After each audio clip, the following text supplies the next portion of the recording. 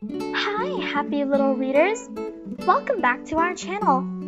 Today, we will be reading a book called The Berenstain Bears and the Slumber Party by Stan and Jan Berenstain. Don't forget to click the like and subscribe button for more children's books. The Berenstain Bears and the Slumber Party.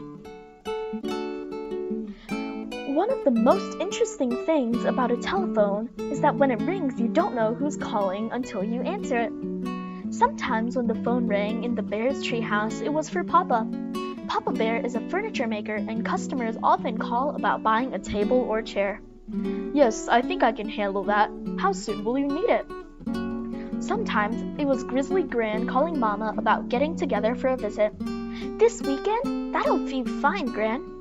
When the call was for Brother Bear, it was usually Cousin Freddie with a question about homework. The fifth problem? I got 6.5.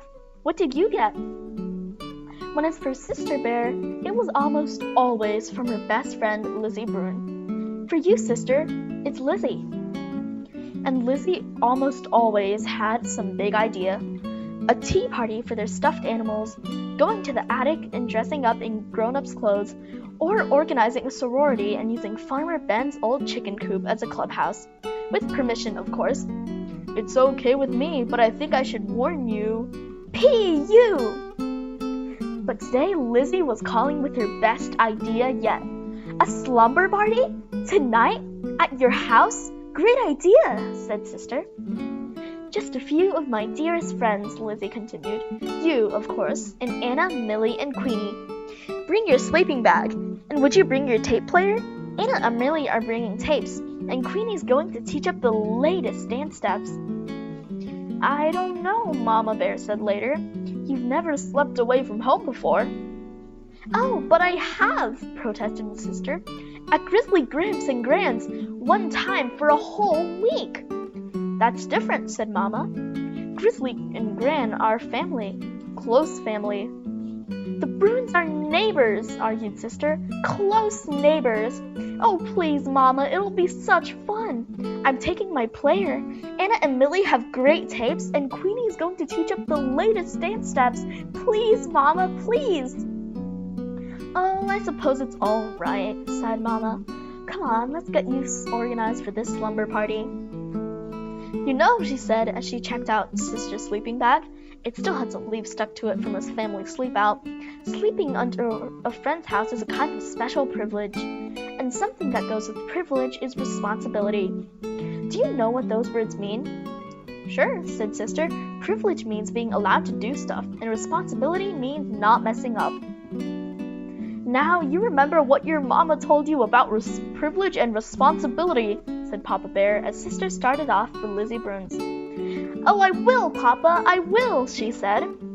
But Sister wasn't very far along the road to Lizzie's before she began thinking about all the fun and excitement she was going to have at the party.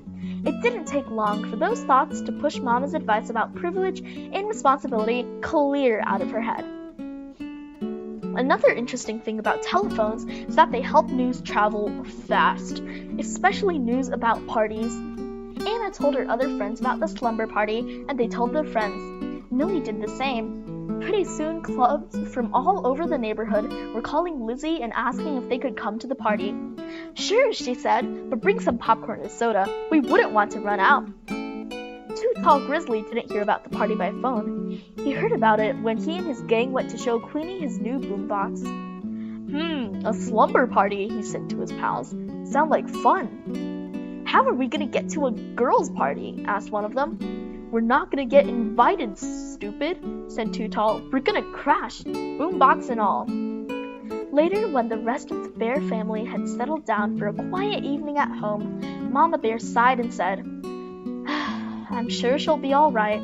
Of course she will, said Papa Bear, looking up from a magazine. After all, Mama said, Sister is a well-behaved little cub, and Mr. and Mrs. Bruin have a lovely, well-run home that are responsible and careful parents. No doubt about it, said Papa, going back to his reading. There was only one problem. Mr. and Mrs. Bruin weren't home. They had gone out for the evening and had left Lizzie in the care of a teenage sitter who wasn't much older than some of Lizzie's guests. The Bruins hadn't planned on a slumber party when Lizzie had asked if a few friends could sleep over. And certainly they had not planned on a rip-roaring, ear-splitting, popcorn-throwing, soda-squirting party for half of the cubs in the neighborhood, because that's what was happening with Sister right in the thick of it.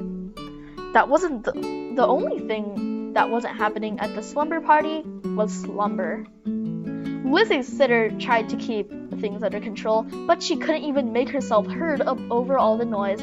You have never heard such a commotion. Some neighbors up the road had never heard such a commotion either. They called the police. The chief sent Officer Marguerite to investigate. She reached the Bruins' house at the same time Mr. and Mrs. Bruin were returning home. Well, things calmed down pretty quickly after that. The party was canceled, parents were called, Lizzie was sent to bed, and an angry and disappointed Mama Bear came to take Sister home. "I'm angry and disappointed," said Mama Bear as they walked home through the night, "after all the things I said about privilege and responsibility." Sister was grounded and sent to bed, doubly grounded, which means she had to stay in her room for a day and in the house for a week. "A pretty harsh punishment," commented Papa Bear a little later. "Not harsh at all," said Mama. "You should have seen the Bruins' living room. Popcorn stuck to everything, soda all over the place, lamps knocked over, an absolute disgrace. And after all I said about privilege and responsibility." "Sister does have to share the blame," said Papa, "but she didn't do it all by herself. It was one of those situations where one thing leads to another and things get out of control. But you know, my dear, privilege and responsibility aren't just for cubs. They're for parents, too." "Cushions all strewn around," said Mama. "It's a privilege to have cubs, and with privilege goes responsibility," continued Papa. "So we're partly to blame, too. When Lizzie invited Sister to the slumber party, it was our responsibility to call the Bruins. If we had, we would have found out that they were going to be out for the evening, and the whole thing would have been nipped in the bud." Said Mama thoughtfully. The next morning, she canceled the grounding and took Sister over the Bruins to help clean up. Anna, Millie, and Queenie had come to help too. "I know what," said Lizzie, as full of ideas as ever. "Let's make this a cleanup party." "Let's not," said Sister. "And if you don't mind, Liz, I won't want to hear the word party again for a long time." The end. Don't forget to click the like and subscribe button for more children's books.